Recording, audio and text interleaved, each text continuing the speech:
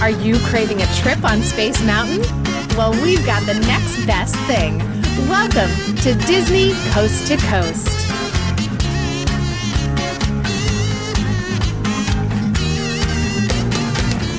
Hey folks, and welcome to Disney Coast to Coast, the ultimate unofficial Disney fan podcast. I'm Jeff DePauli, and today on the show I have Courtney Guth from the Book of the Mouse Club podcast joining me to discuss Walt Disney World's 50th anniversary.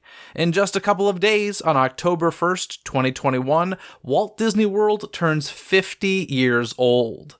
Listen as we discuss what was available at the resort when it opened in 1971, as well as the special celebrating and new attractions coming to the resort in honor of its 50th birthday.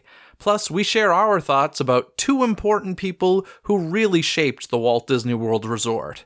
It's all coming your way right after this. Subscribe to Attractions Magazine and have the magic of Disney, Universal, and more theme park fun delivered directly to your door. Each issue features 64 pages of exclusive in-depth articles, colorful photos, updates, and more. Attractions Magazine is your backstage pass to the theme parks. Plus, in each issue, you can read my thoughts on a whole range of theme park topics in my DePauli on DeParks column. These particular articles can only be read inside the quarterly magazine. So head to attractionsmagazine.com to check out the different subscription levels available today. Grab the confetti and celebrate a Disney anniversary.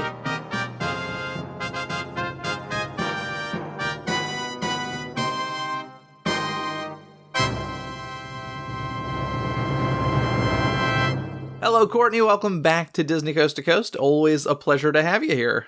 Yeah, thank you so much for having me back. Long-time listener, as I've said before, so anytime I get to chat with you like this is a pleasure. And we're here to talk about the world's most magical celebration, the 50th anniversary of Walt Disney World, which is, a pretty big milestone. But let's just start simply with, do you remember your first trip to Walt Disney World?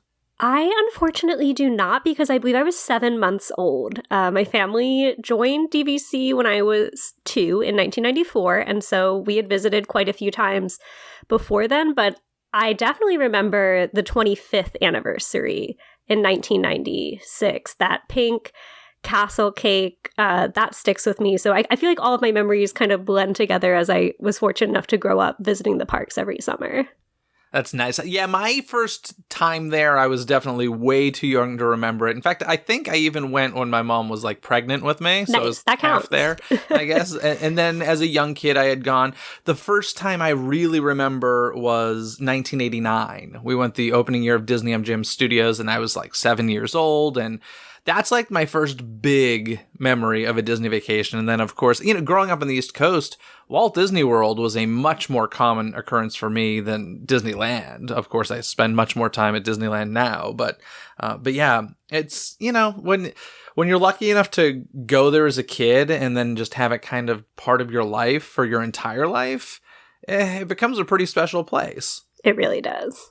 Yeah, but all the way back in 1971, long before us, Walt Disney World opened on October 1st. It was officially dedicated on October 25th, 1971. I feel like that's something a lot of people forget, because when we talk about opening day of Disneyland, we think of, to all who come to this happy place, welcome, which was July 17th, 1955, the date we all kind of celebrate and recognize.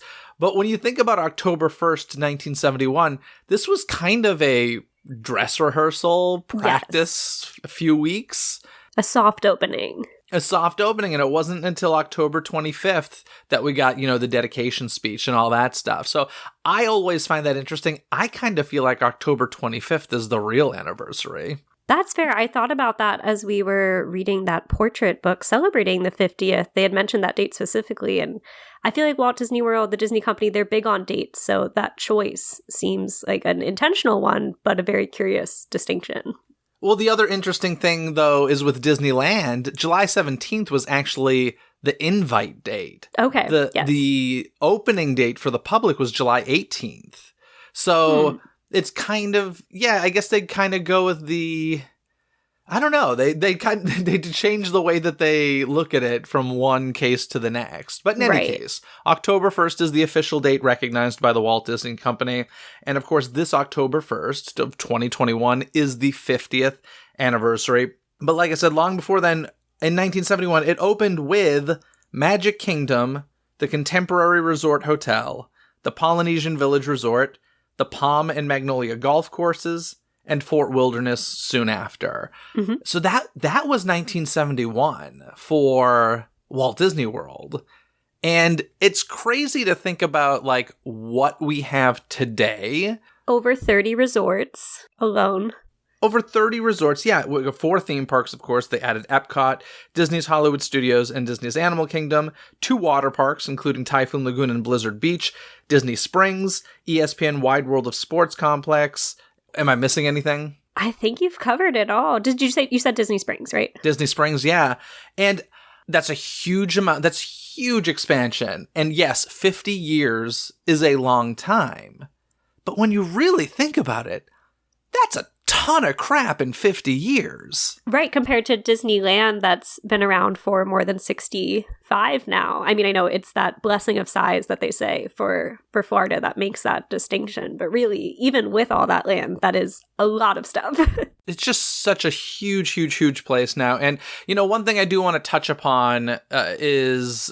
of course, anybody who listens to this show for a long time knows that I am very adamant of calling the resort Walt Disney World instead of Disney World. Now, the company does recognize both names. The official website, I believe, is just disneyworld.com. But, Walt Disney World is very important to me because it's more about, for me, Walt Disney than the corporation. And I just wanted to touch on this. I got this quote from Wikipedia, so I'm sure we can trust it. But this was something Roy O. Disney said. He said, "Everyone has heard of Ford cars, but have they all heard of Henry Ford, who started it all? Walt Disney World is in memory of the man who started it all, so people will know his name as long as Walt Disney World is here." And I mean, that's the reason why I insist people call it Walt Disney World. But I just love this sentiment of like how much Roy O. Disney loved his brother. I mean, what an amazing thing to do. What a selfless act. I mean, I don't know. It's just like really touching to me. I'm with you. There absolutely would be no Walt Disney World as we know it today without Roy O. Disney. Because for those that don't know, yes, Walt was involved in the planning of what they called the Florida Project back in the 60s, but he tragically passed, before they, I think, even really broke ground. And so the company's at a standpoint of, well, what do we do without Walt? And Roy, who's about to retire, says, we're going to push forward and we're going to make his dream come true. Yeah, it truly wouldn't have happened without him. And, I don't know, it kind of made me think of... there's this, I remember hearing Liza Minnelli once in an interview talking about her mom, Judy Garland. And she said something like, I'm paraphrasing, which was like, everybody tells me they miss my mom and how much they loved my mom. And she's like, she was my mom. Just imagine how much I loved her if you love her as much as you do. And that's kind of how I feel about the Roy O. Disney, Walt Disney relationship. I mean, there are so many people to this day. Bob Gurr can't talk about Walt Disney's passing without tearing up, And there are so many people like that who knew Walt, who were close to Walt. But Roy O. Disney, even though, Walt Disney World opened 5 years after his passing, like, talk about 5 years of a constant reminder that your brother just isn't there anymore. This guy that was the reason that this is happening just isn't there. I don't know. It's really quite tremendous, just the honor of calling it Walt Disney World. Yeah, there's a beautiful moment in Walt Disney, An American Original by Bob Thomas, which is one of my favorite Disney books. And you'd think the biography would close with Walt's passing, but of course there's more story to tell, and that book actually closes with the opening of Walt Disney World. And I'm going to try not to get choked up talking about it, but it describes that Roy is coming up to the podium and he decides that he wants Mickey Mouse to stand next to him in that moment because Walt and Mickey are often so intrinsically linked, a representation of Walt's personality. He sees that connection. And so there's a great picture of that dedication with Mickey right next to him. So another thing I want to say is, I know a lot of people, when they think of, the the castle parks, you think of that classic partner statue of Walt Disney and Mickey Mouse. But then in the late 90s, 99, I believe, there's the statue that comes of Roy O. Disney and Minnie Mouse that's in Magic Kingdom. And this does not exist at Disneyland, and I think that it's very fitting that it's there for Magic Kingdom because, I mean, it just wouldn't exist without him. Yeah, that's what I was going to call out about it as well. I don't believe it's at any other park, although the partner statue has certainly been replicated in other parks. That is such a specific tribute to Roy, and I believe specifically the legacy that he left with Walt Disney World. Yeah, it's quite incredible. And of course, with the 50th anniversary coming up, there's tons of celebrating going on. And we're going to talk about some of that today. There's some celebrations, some additions. And we actually were lucky enough to get an advance copy of the book, A Portrait of Walt Disney World, 50 Years of the Most Magical Place on Earth.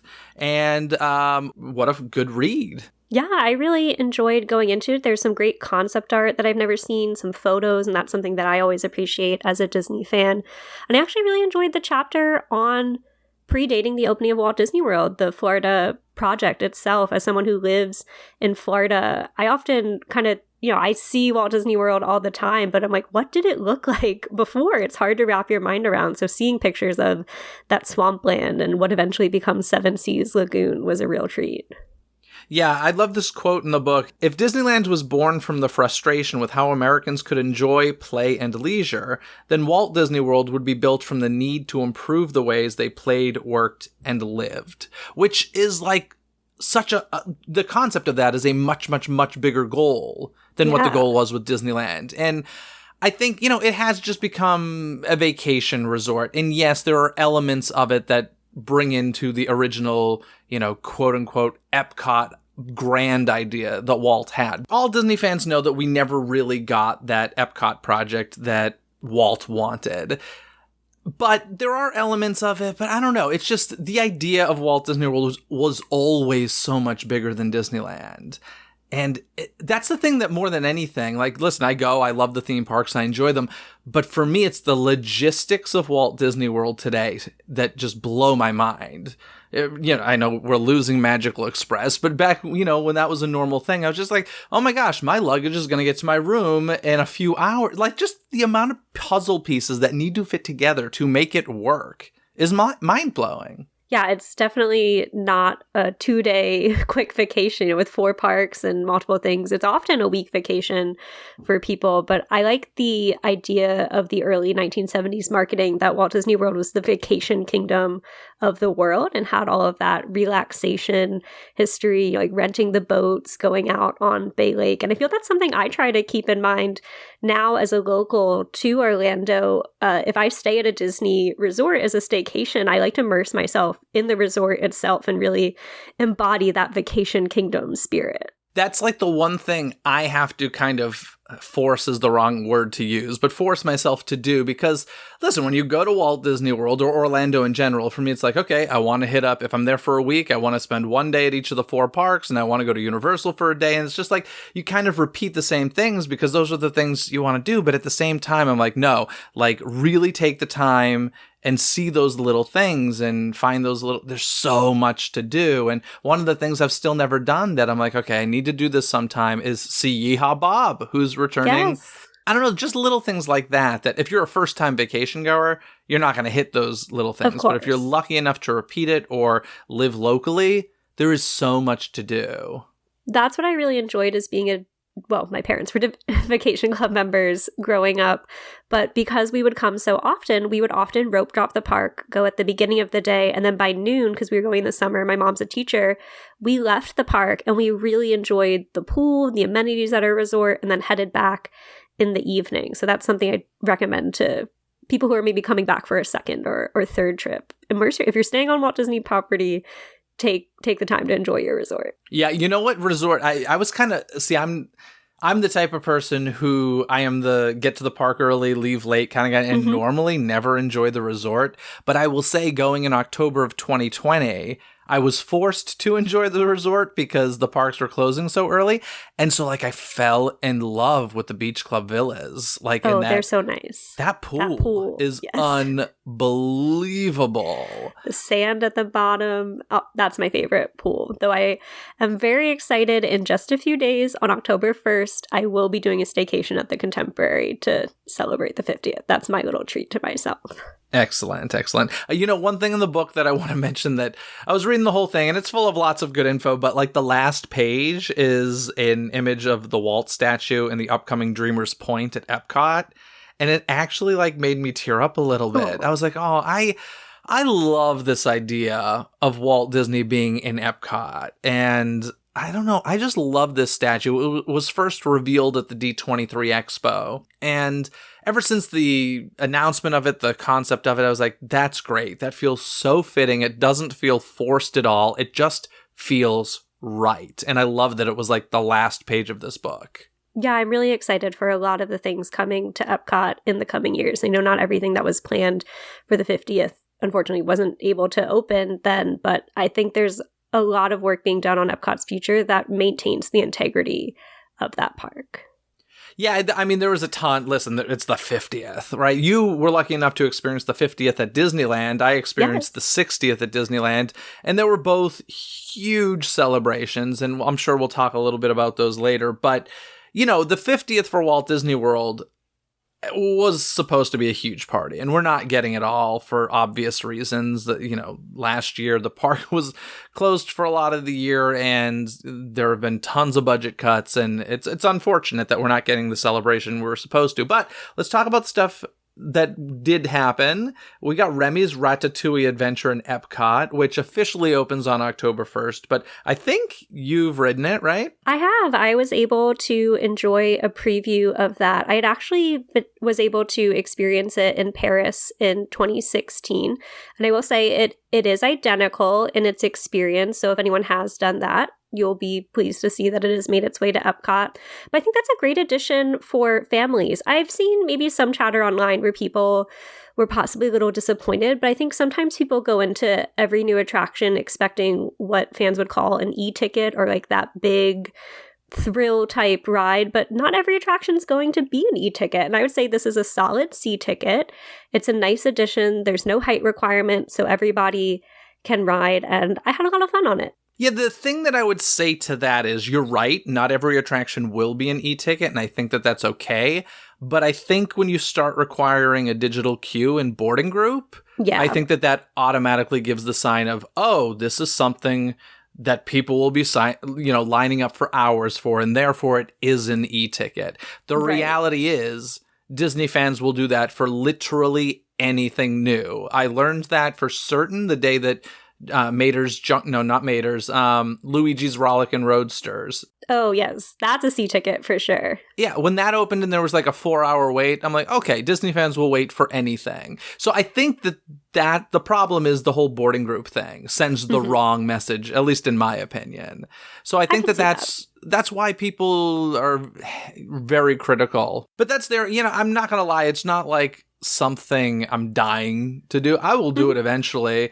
It's not like Rise of the Resistance, where if I didn't get a boarding group, I'd be like, day ruined. But it's a nice addition. It is interesting to me, though, with the, this whole thing that they want to do at Epcot of kind of getting IP in every country and World Showcase. I'm like, man, that's another thing in France. Like, we already got the Beauty and the Beast sing-along, which I know is a small thing, but, like, we've got Beauty and the Beast there. Now we've got Ratatouille there.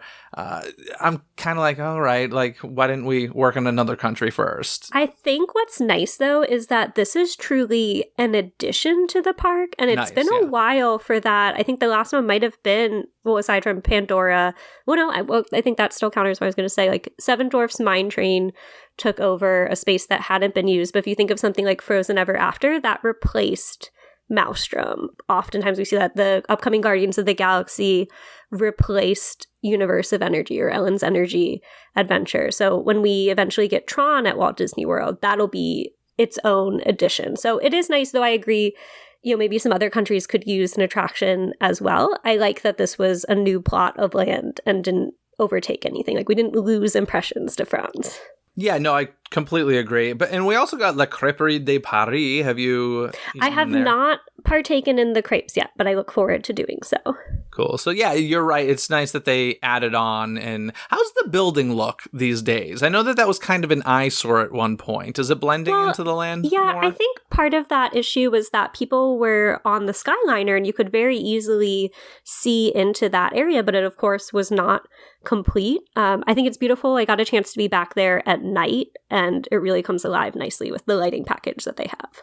Excellent. And when you speak of Epcot and the Walt Disney World 50th anniversary, I think the thing most people think of is probably Harmonious, the new nighttime spectacular coming to World Showcase Lagoon.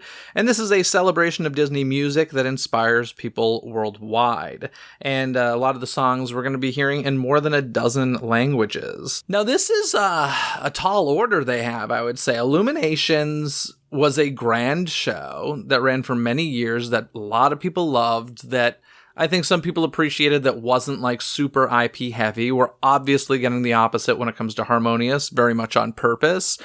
The thing for me that I'm a little, the thing everybody's talking about, right? The barges. And I keep saying, people are like, oh, well, it might make the greatest show of all time. And I'm like, okay, that may be true. This may be the greatest nighttime spectacular of all time. But does 20 minutes a night really justify destroying sightlines for the entire day? I don't think so. This is the part where anyone who has listened to my show or any extended show in the Disney podcast universe, as I lovingly refer to it, may roll their eyes because I get to say, all views are my own and do not represent the Walt Disney Company. That's going to be my disclaimer going forward. But I was a bit disappointed to see how large they were. I felt like on Twitter, I kind of take everything with a grain of salt because some people like to make mountains out of molehills, but those literally are mountains in the middle of World Showcase Lagoon. I am excited to see the show, but during the day, I'm like, oh man, I kind of want to see Germany from this side of the UK. Yeah, I mean, it's interesting when you think of how much thought was put into some things when it comes to like sight lines. Like I always love the fact of the Hollywood Tower Hotel over in Disney's Hollywood Studios blending into, what is it? Morocco. Is it Morocco? Yeah, blends into Morocco, and like thought was put into that. And now we're like, man, just stick a barge in the way of everything. I think of the Morocco thing, but then I look to the right and I see the swan and and the dolphin. Yeah. I'm like, what about those? Yeah, it definitely seems to be, picky and choosy when details are sometimes paid attention to. But I don't know, it just is kind of remarkable to me that there was a meeting and many people greenlit this concept. And I think the tough thing is like when it comes to nighttime spectaculars, we always want them bigger and grander. And it's like, okay, how do you, I think Fantasmic at Disneyland is a great example of hiding all of the mechanics of it during the day and bringing them out at night. But if you want to go bigger and grander, it's like, okay, we need some permanent things in place. So Walt Disney World is like, cool, we'll build an amphitheater just for that.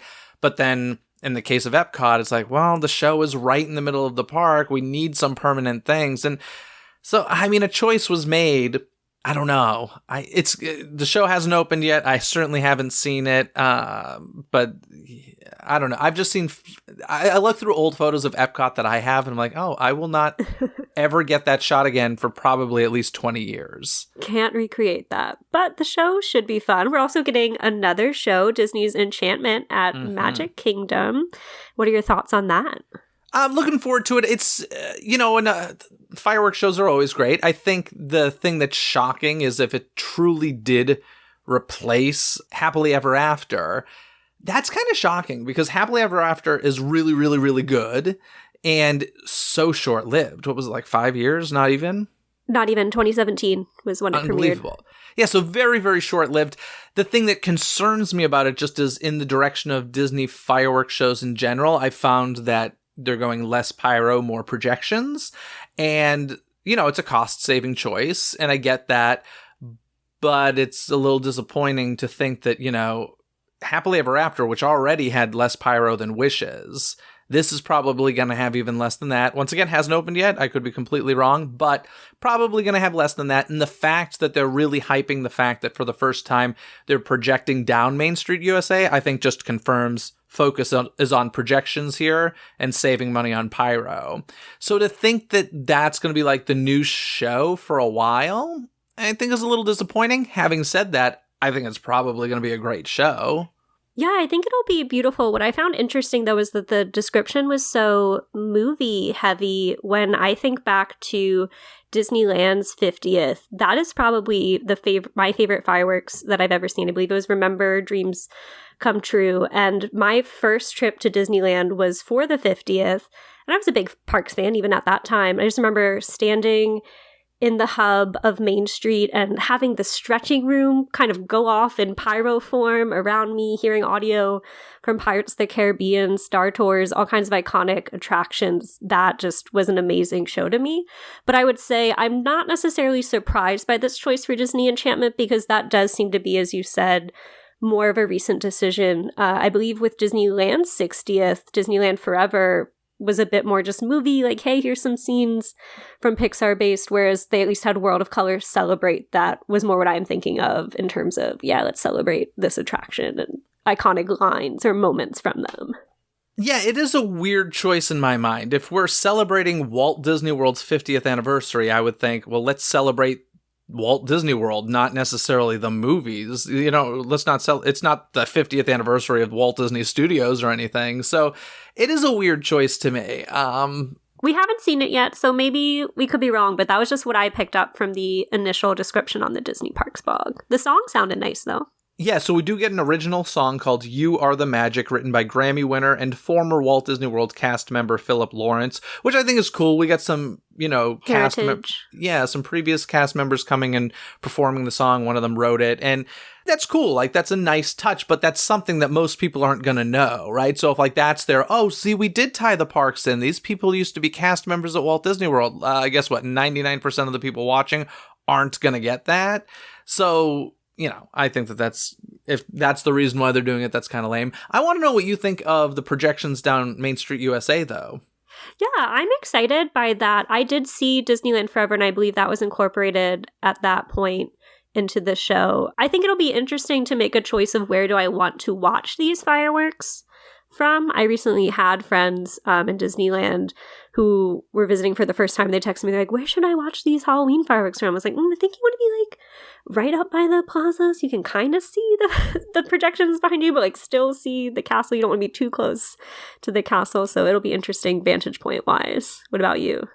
Yeah, I mean, I've had it for so long at Disneyland, the projections down Main Street USA, that honestly, when they announced this and like made a big deal about it, I was like, holy crap, I'd forgotten that Magic Kingdom hasn't had this. And listen, the reasoning that it happened at Disneyland is because we don't have that huge castle to project on. Mm-hmm. So it was causing major problems. When they were projecting simply on the castle, it was people waiting for many, many, many hours to see the fireworks so that they could see the projections on the castle. So it was like a necessary thing to do at Disneyland to put them on Main Street, and it fixed it tremendously, as well as projecting on It's a Small World and Rivers of America. So it fixed a problem. Here, it's just kind of like, yeah, why not? Or more to the point, I think if we do this, we can shoot off less pyro. So I think it's cool. I think it'll be a nice touch, but it is kind of funny because to me, it's like old tech at this point. Yeah, it's probably been at least 6 years since Disneyland got them. I think they were even doing it with Remember Dreams Come True toward the end. Wow. Like okay. they Not in 2005. No, Remember Dreams Come True ran for a good decade plus, and that show is unbelievable. It is my favorite fireworks show, and they did plus it multiple times. At one point, they actually made it a bit shorter, but they also plussed it with projections at some point. So cool. Yeah, it's exciting. I think it'll be a good show. I do think it's probably going, the budget friendly way. My guess is it's probably like a minute or two shorter than Happily Ever After and less pyro, and so we'll see. We'll see what happens. But regardless, it's a fireworks show at Disney. Like, if I can enjoy Mickey's Mixed Magic, I can pretty much enjoy any fireworks show. I'm still going to shed a tear as soon as Tinkerbell flies out of the castle and flies over me. Yeah, there we go. So, speaking of the castle, we're getting for the 50th anniversary these beacons of magic all over the resort. This is happening on Cinderella Castle, the Tree of Life, the Hollywood Tower Hotel, as I guess they have decided that that is the icon of Disney Hollywood Studios. Yes. And Spaceship Earth. And Spaceship Earth is unique because they're saying that this is a permanent change on Spaceship Earth, whereas the others, it's more of a 50th anniversary sort of thing. And this is, sometimes being done with lights, sometimes being done with simply projection, but it's kind of adding a sparkle to everything, right? Yeah, and my understanding is that it's supposed to be organic. I believe it'll be similar to the Tree of Life awakenings that were occurring at Disney's Animal Kingdom, where it would occur intermittently between, let's say if the park was closing at 10, like between 8 and 10 once the sun goes down. Like you don't have to camp out. You're going to just be in the area and see it, which I find refreshing to not have to like plan your day around being there for a certain time. Yeah, I completely agree. I love that sort of thing. Have you seen the videos of Spaceship Earth? I believe some of the testing was more just doing RGB color testing, so we haven't seen what the full array of all of those colors blended together will be. Okay. I hope that it's like random and not constant, because I think Spaceship Earth lit at night is one of the most beautiful structures on the face of the earth. Like, I agree. I can't tell you how many photos I have walking out of Epcot where I'm like, I've got to take a picture. It's so pretty. Literally, I walk by Spaceship Earth and I'm like, oh, I need to take a picture. It's always looked that beautiful. Like, you're not going to get a better picture. It's so beautiful. So to me, it's a little like, ooh, like the testing that was going on. And like you said, it was testing, so we don't know what they're actually going to do with it. But like, it looked a little cheesy. And I'm like, okay, like if we need to add a little sparkle for celebrating every once in a while, a few times throughout the night, cool. But if this is like an all night thing and we're never going to see that beautiful natural quote unquote lighting that it normally has, that would be disappointing. There was a recent picture on kind of, I guess, the Imagineer spokesperson, I would call him, for Epcot. I don't believe that's official, but he seems to be the one using that platform to share a lot of details about Epcot-related updates, and I believe his name's Zach Ridley. And it looked very pretty. It was a still image, but it had that purple and orange, I think, colors that we associate with Epcot with just like a little bit of twinkle added to it. So not too bright of neon or anything crazy going on. Yeah, we'll see. Like I said, it's interesting that this is the one that they said is permanent. I mean, they obviously invested a lot of money in it. So this is, like the Millennium 2000 wand that was added. It was like, ooh, that was expensive. We better keep this up for a while. And so they ended up, adding the word Epcot. Or the hat. Or the hat, yeah, another expensive thing. So, like, this is kind of like that. They say permanent. It'll probably, at least 10 years, I would say, be there. Maybe forever. We'll see. If you think 10 years is then Epcot's 50th. So that's what's, to me, so interesting is that we are incorporating all of Walt Disney World parks, which makes sense to me, into Walt Disney World's 50th, though it really is Magic Kingdom's anniversary. And if you think about it, we haven't experienced this with Disneyland yet because Disney California Adventure is younger than any Walt Disney World park. I wonder how they'll treat these anniversaries as we come upon them for things like Epcot, or eventually Disney's Hollywood Studios will be 50, and then Disney's Animal Kingdom will be 50, and then I'll feel really old because I was alive for when it opened. But it's interesting to think about, you're getting the whole resort involved, but then how do we treat these future anniversaries? Epcot will be the first one, I think, for us to really see, do they distinctly celebrate that? Yeah, it is interesting. Walt Disney World kind of always celebrates the entire resort when it comes to these things, and it makes sense. It's all part of Walt Disney World. But yes, it all started with Magic Kingdom. And I think that was one of the things that was kind of surprising when they started announcing things opening, like Remy is opening on October 1st. And there, obviously I think most people, if they're going to be there for the anniversary, it's, I want to be at Magic Kingdom. So I think the choice to open some other things in other parks on October 1st was maybe we can get people out of Magic Kingdom because it's going to be crazy. But who knows? I feel like a lot of people, they've been testing Remy for a while now, I feel like, right? Yeah, I believe back in August was when they first began. Yeah. But let's move on to Disney's Animal Kingdom, because over there we're getting Disney Kite Tales. And this, I gotta be honest, I'm actually looking really forward to this. I'm curious to see what this is, just because I loved the Merry Menagerie so much at Christmas time, at the entrance to the park with the puppets. This just seems like the water version of that. Yeah, it feels very authentic to Disney's Animal Kingdom. I like the idea of like having these kites being pulled along by jet skis. I think that'll be a cool effect, and it's great to see that that theater is being put back into use since Rivers of Light is no longer occurring. It's a nice amphitheater between Dinoland and the Asia section of the park. Yeah, it'll be interesting to see how this turns out. I think it sounds like a cool show. It can obviously happen during the daytime, which is different from what was previously there. And it'll be interesting to see if this one works. I mean, that was an expensive amphitheater to build. For sure. Yeah. Then all around the resort, we're getting the Golden Disney Fab 50 Character Collection sculptures. These, and now I assume you've seen them popping around the parks, right? I did. I was just at Epcot earlier today, and I got to see Figment, and they look really nice. I feel like what was shown maybe in the previews were renderings, but actually seeing them in person, they are beautiful. They are a lot bigger than I initially anticipated. I thought they were going to be like the size of the character statues you might find around the hub. That are typically there. That's what I was expecting. I was like, oh no, these are like large statues. And so these, I would think, will be removed after the 50th celebration. Yeah, I agree. Yeah, but I mean, the one thing I would say is there do seem to be, I get it, they're trying to represent like as many cultures and everything as they can, but I wish it was park-specific stuff. We're, once again, like the fireworks show, we're celebrating Walt Disney World's 50th anniversary. So having things like Figment and Orange Bird, like to me, that's what we're celebrating.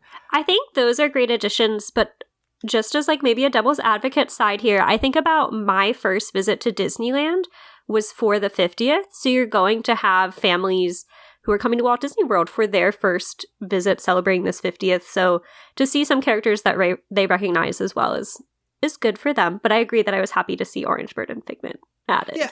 I'm not even saying they all have to be old. I'm just saying it should just be park specific. Who would you want added?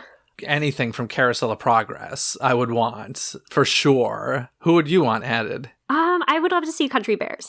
I'm a big fan of the Country Bears. I feel like that's a good tie to Walt Disney World. Yeah, I feel like Big that Al. would have been a better choice. Sometimes I feel like they're confused what they're celebrating. No, I do feel like they missed here with the, you know, how McDonald's is doing the Happy Meals for the 50th. Yes, I have 2 so far.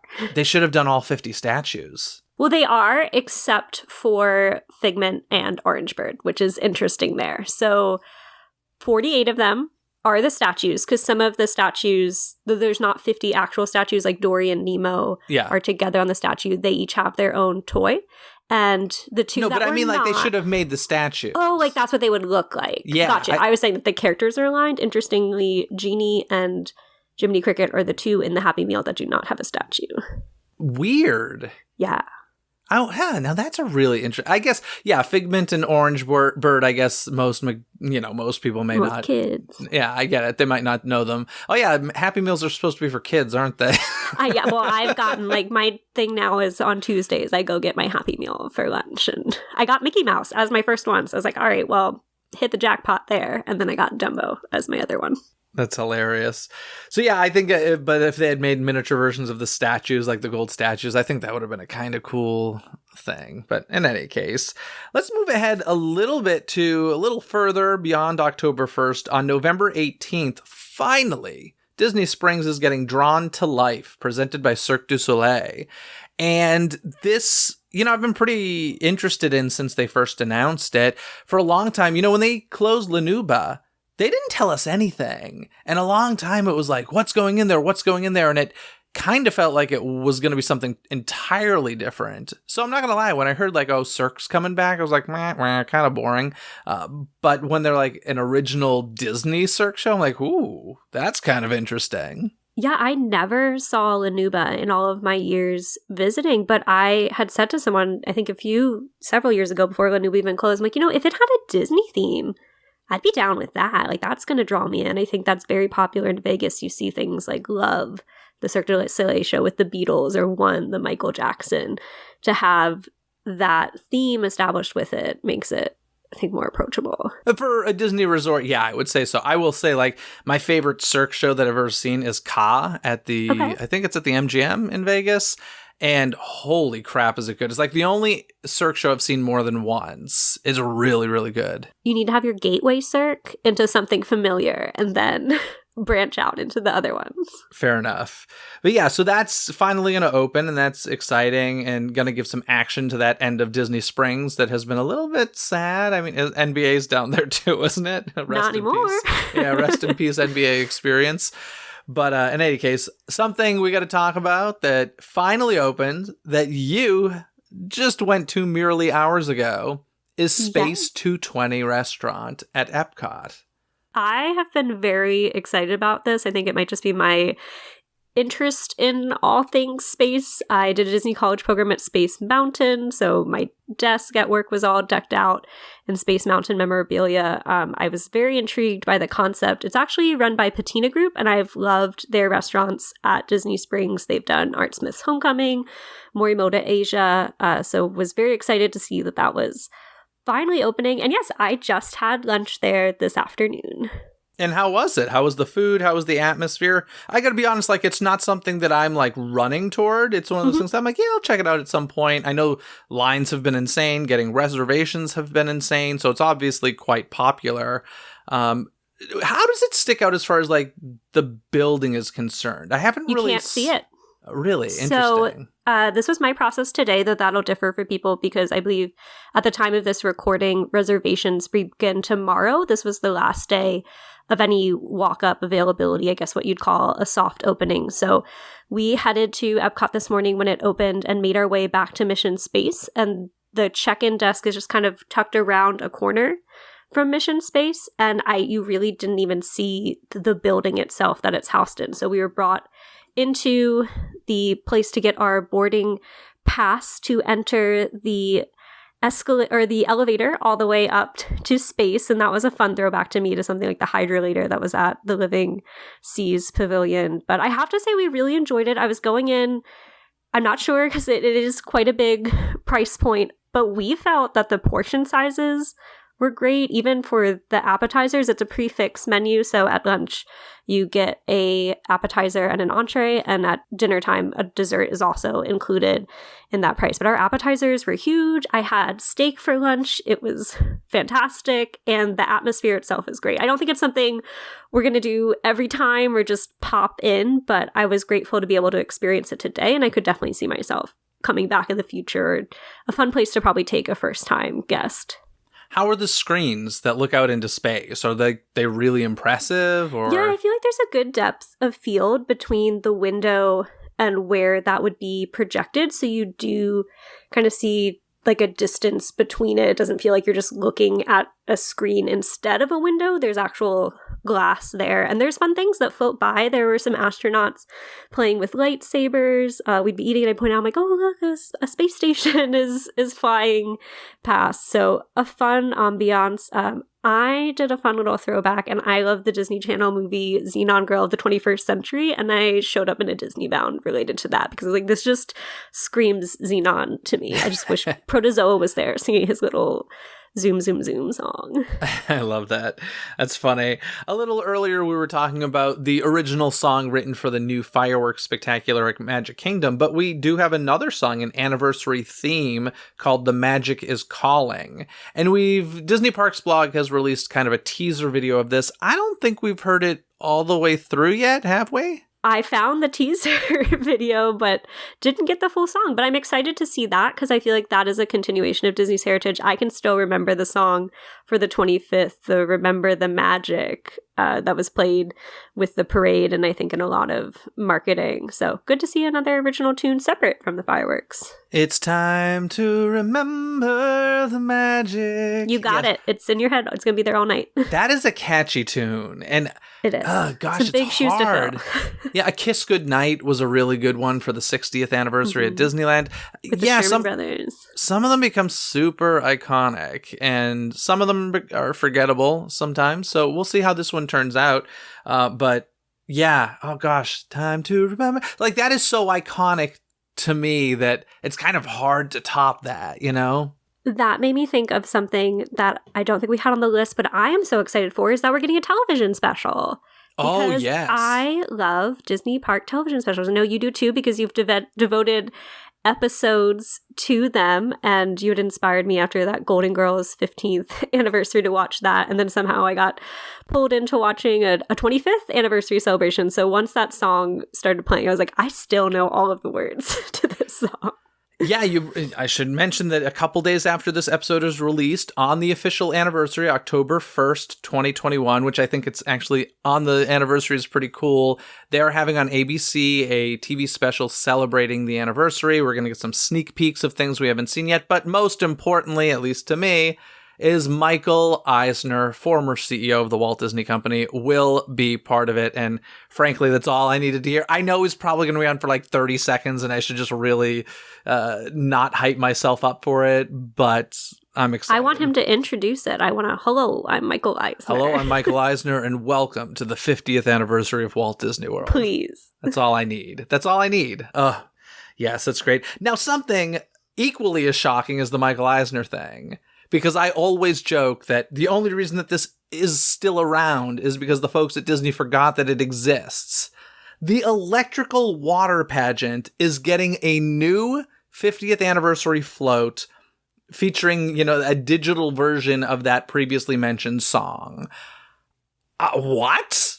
Yes, I feel like, as you've said, there's been some criticism of maybe this not being in tune with the parks and feeling like a marketing thing, but to me that is spot on. That is exactly Agreed. What all of us want. That is the moment where you feel like, yeah, this is in tune with the heritage. I am so excited to see that. I always make a point to see the electrical water pageant if I'm in the area when it's happening. And I'm so pleased that it's being added onto. We're not losing the songs from Pete's Dragon or 20,000 Leagues Under the Sea. We are getting an extended version of the electrical water pageant. Yeah, this is the most shocking thing, I think. When I saw that, I was like, you gotta be kidding me, right? Like, that's shocking to me. I love this, though. I mean, I've gone out of my way a couple times to see the electrical water pageant. And as we were saying at the beginning of this episode, like if you're going back to the Walt Disney World Resort and you have the time to check out those little things that you aren't like on that list of, we've got to do this every time. That's one of the things. Check it out. Go to the Polynesian beach or the Grand Floridian beach and check it out. And it's so hokey, but it's one of those just bonus things that is like, okay, like over delivering. I feel like I love it. They're filled with nostalgia. And I feel like we are getting some nostalgic stuff. A lot of it is probably coming in the form of merchandise. I'm most excited for the throwback collection. It looks like there's going to be a special dedicated space for that in what was the Main Street Cinema, as well as in the co-op at Disney Springs, so accessible for people who might not be in the parks on that anniversary. But that has all of the retro-based logos, and that is absolutely where Disney gets my money. See, I'm quite the opposite. There's very few pieces of merch that I get excited for. Every once in a while, there'll be something. If it is something, it's usually like an art print. I love wall art. But like when it comes to plushes or t-shirts or hats or whatever, it's pretty rare that I'm like, I must have this. I saw a tote bag that has Sunny Eclipse as part of the artwork on it. I was like, whoever did that gets me. I don't know that I need another tote bag, but that's the little things where I feel like we've certainly gotten announcements about the 50th, but we don't know everything that's coming. So I feel like there will be a lot of fun little surprises in that regard. Listen, if you see any Honey, I Shrunk the Audience sort of throwbacks... I'm on it. I'm mailing it to you. Thank you so much. I appreciate it. Speaking of clothing, though, Mickey, Minnie, and the friends are all getting dressed for the occasion, which has become, kind of the norm with any celebration now, because meet and greets and photos with characters are so popular. I get very Magic Happens vibes with these costumes. Did you feel that way? I know Magic Happens only lived for about 3 weeks in Disneyland, but I'm sure you've seen photos and video. I don't know that I really picked up on the color scheme as much because it was so short-lived, but I love the outfits, just the color scheme, if we're thinking of that, is so interesting to me because Disneyland's 50th was so gold heavy, just strictly gold. My ears from Disneyland's 50th are just not solid gold because they're not glittering, but in the color gold. Whereas this has been a nice mix. There's gold accents, but like the blue, the turquoise, a little bit of pink, purple. I like the color palette. What do you think of the castle? Sure. So that has grown on me. I feel like being in Orlando, I was watching the transformation occur in phases. So when they were working on it while the parks were closed, and when I first revisited the park, there was just the initial paint job, and I was like, oh, that is very pink. But now that the accents are on it, the 50th the 50 icon has replaced where the clock was. It has grown on me, and I think it looks really pretty, especially at certain hours of the day. I'll never forget when the 60th castle was being done at Disneyland, the diamond celebration, and they had giant diamonds on like the rooftop and stuff. And I just remember seeing it and being like, ugh. And luckily they removed them. And nothing will top the castle cake. The castle cake, I will say, listen, I hate it, but now I love it. It has just become so iconic. And yeah, I'll put it to you this way. It looks better than Guardians of the Galaxy Mission Breakout. So it's not the ugliest building that they've ever made. On my 25th birthday, I wore a castle cake shirt because I was like, I'm celebrating 25. It was a nice little nod to that cake. I was 4 when the castle cake was happening. So I was all for it. I was like, oh, pink, pretty. But I feel bad for people who had their wedding photos then. Yeah, the weddings photos, that sucks. But it was a whimsical, crazy time at Imagineering, and at least they were having fun. I feel like what we get now is very, very, very safe. And, it's fine. Like, the Cinderella Castle's fine. I do miss the blue and white, personally, but it's fine. I'm curious if it'll stay permanent or if we'll revert back to that blue and white at some point. I don't think so. I think the colors are there to stay. Obviously, all of the accent stuff for the 50th will be removed, but I think those colors are there to stay. I think there were studies done saying it's more Instagrammable or something. Very nice. So, I don't know. Yeah, so, as we started talking about this, we did say, it's not the celebration we were supposed to get because of a lot of unfortunate circumstances, but that's a lot of stuff to celebrate the 50th anniversary. But coming up hopefully soon-ish, we've got Tron Light Cycle Run roller coaster coming to Magic Kingdom. That should have been done for the 50th. We got Guardians of the Galaxy Cosmic Rewind coming to Epcot. Should have been done for the 50th.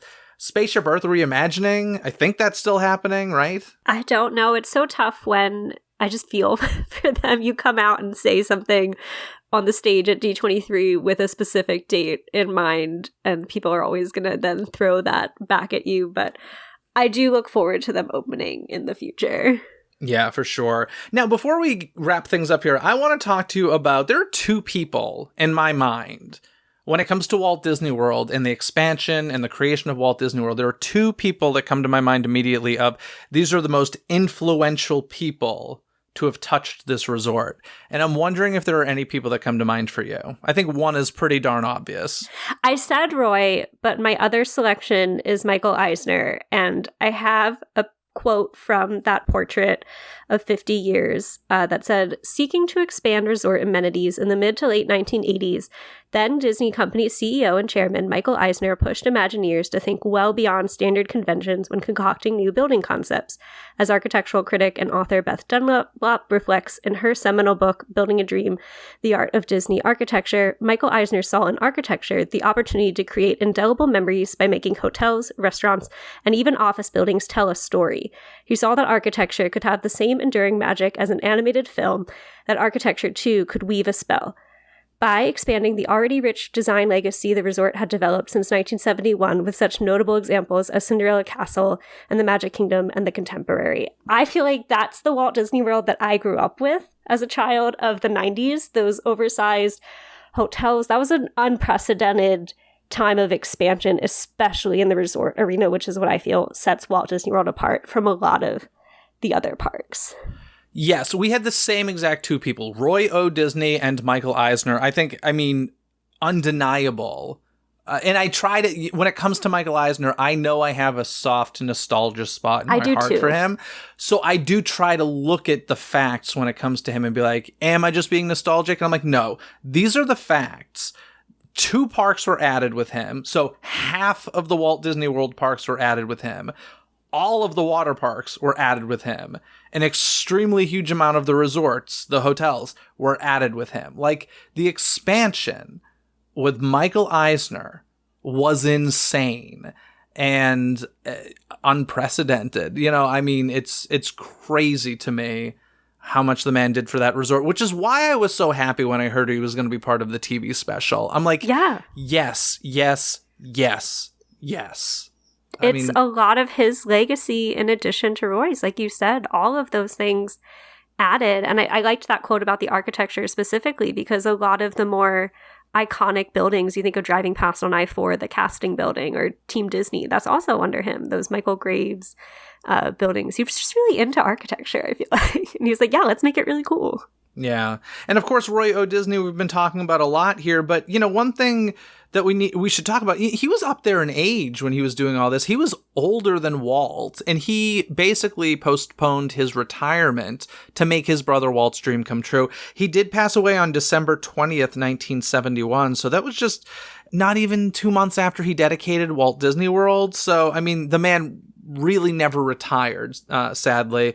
But I just want to read this excerpt from Wikipedia because we were talking about, at least I was saying, like, the logistics of Walt Disney World blows my mind. This isn't just building a theme park, and I think that this paints a picture really well.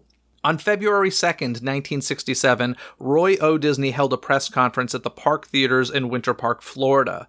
The role of Epcot was emphasized in the film that was played. After the film, it was explained that for Disney World, at the time, including Epcot, to succeed, a special district would have to be formed, the Reedy Creek Improvement District with 2 cities inside it, Bay Lake and Reedy Creek, now Lake Buena Vista. In addition to the standard powers of an incorporated city, which include the issuance of tax-free bonds, the district would have immunity from any current or future county or state land use laws. The only areas where the district had to submit to the county and state would be property taxes and elevator inspections. The legislation forming the district and the 2 cities was signed into Florida law by Governor Claude R. Kirk Jr. on May 12, 1967. The Supreme Court of Florida then ruled in 1968 that the district was allowed to issue tax-exempt bonds for public project within the district, despite the sole beneficiary being Walt Disney Productions. Now, this is the thing that people hear me talk a lot on this show about, you know, sometimes a lot of disappointment these days when it comes to the way the parks are being handled. And sometimes I will rave about the competition when it comes to rides and stuff that they're building. The one thing that will never be beat when it comes to Walt Disney World is what I just read. And the fact that, like, this will never happen again. I would love to see it happen. It will never happen again. I would love for John Hammond to come along in real life and build a theme park on an island. It's not going to happen. And the fact that Walt Disney World exists and the way that it happened, it is a phenomenon, I think, not even a lifetime, a once ever thing.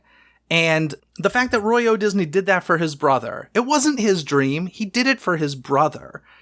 It's just unbelievable to me. And one quote from the book that we read, this is a quote from Sandy Quinn, the former director of Walt Disney World Public Relations.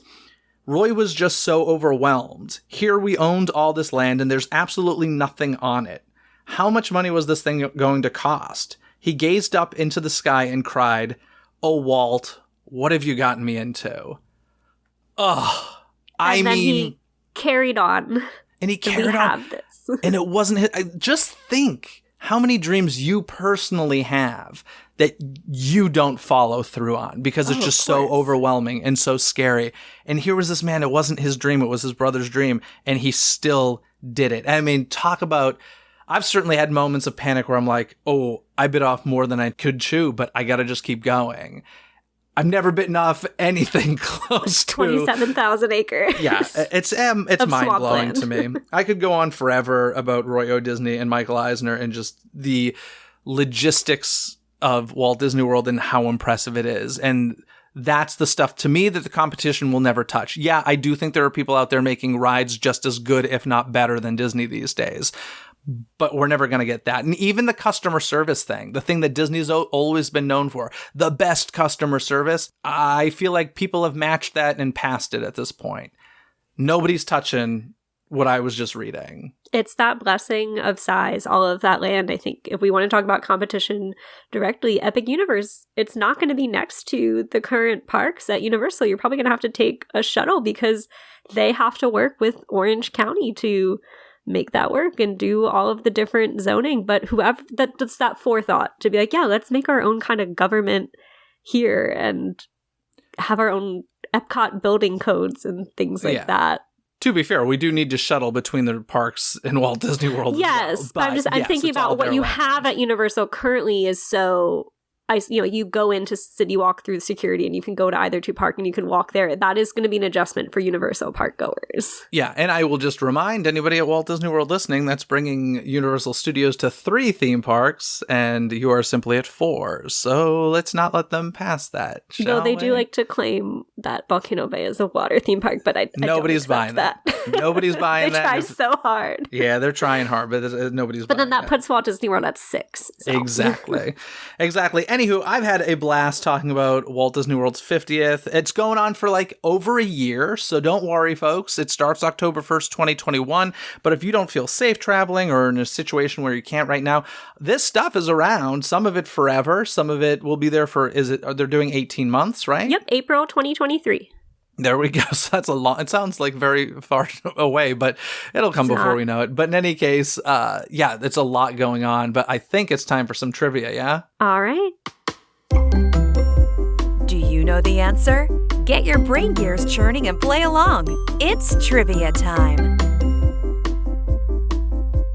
Alrighty, Courtney, do you want to hit me with a trivia question first, or shall I hit you? I would like to go first. Alrighty. Are you ready? I am ready. All right. Walt Disney World's Magic Kingdom and Disneyland share many attractions in common. 2 current Walt Disney World attractions, though, have the distinction of opening at the Magic Kingdom before they ever opened at Disneyland. Do you know what they are? So not thinking something like Seven Dwarfs Mine Train that is not at Disneyland. Yeah. I believe it's Country Bear Jamboree. Mm-hmm. And let me see. I feel like I know this. Not Winnie the Pooh, right? Was it Winnie the Pooh? Well, I guess that then would count. I was thinking, so maybe there's 3. I remember being told 2 specifically working at I keep wanting to say Splash Mountain, but I know that's not right. You're on the right track. That's not right. They were very close, but you're on the right. Oh, I know it is. It's Big Thunder Mountain Railroad. Nope. You got one more mountain. Oh, Space Mountain. That's right. It is Space Mountain. Yes. So I was told that when I worked at Walt Disney World, Space Mountain on my college program. So that opened in 1975 and then in 1977 at Disneyland. Anywho, today, standard theme park, 1-day, 1-park tickets start at $109. Can you tell me what it cost to get into Magic Kingdom in 1971? Oh my gosh. Okay, so I'm thinking you paid per an attraction at the time. So probably relatively cheap. I'm going to go with $3. $3.50 for adults. Oh, so cool. Price is Right rules. $2.50 for juniors under age 18 and $1 for children under 12. As you mentioned, they did still have the ticket books. The passports didn't come until the 80s. But just curious, do you know what $3.50 in 1971 scales to today? No, but I would love to. Equivalent purchasing power today, $23.64. Oh, wow. They should do a promo day where you I mean, considering we're now going to have to start paying for individual attractions once this Lightning Lane thing comes, maybe we need to resort to a $25 entrance fee. I don't know, Coupon day. Yeah, a little coupon Jurassic day. Park. Exactly. I got one more for you just for fun. Okay.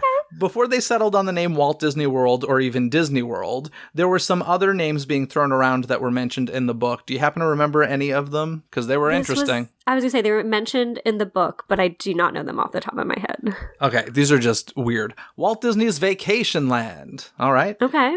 Disney Rama. This feels like, remember the survey they sent out when they were thinking about renaming Disney's Hollywood Studios? Yes. And like one was like Cinemagic and stuff. It's like, no. Walt Disney's Wonderlands and Disney Worlds, all one word, which I thought was interesting. But yeah. I'm with you. I like the Walt and the tribute to him. Yes, I'm glad they went with Walt Disney World. And you know what? Happy 50th anniversary, Walt Disney World. And Courtney, thank you so much for coming on the show to chat about it. Thank you as well. I hope you all enjoyed today's conversation. Be sure and check out Courtney's podcast, Book of the Mouse Club, wherever you listen to podcasts. I'll include a link in the show notes.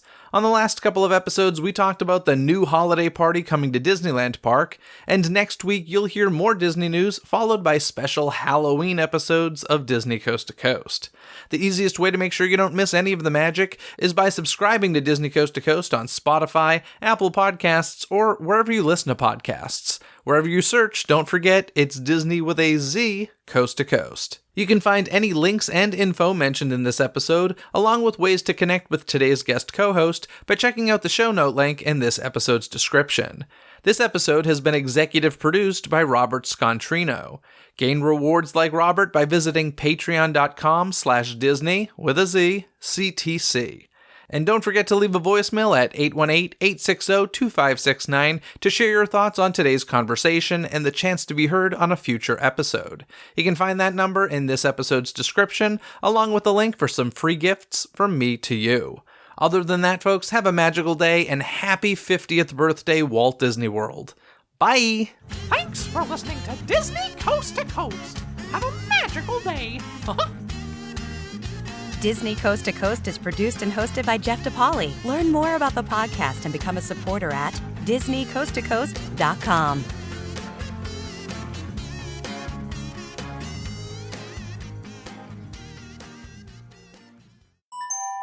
This podcast is part of the DePodcast Network. Learn more about this show, plus find more quality and entertaining podcasts at DePodcastNetwork.com. That's DEPodcastNetwork.com.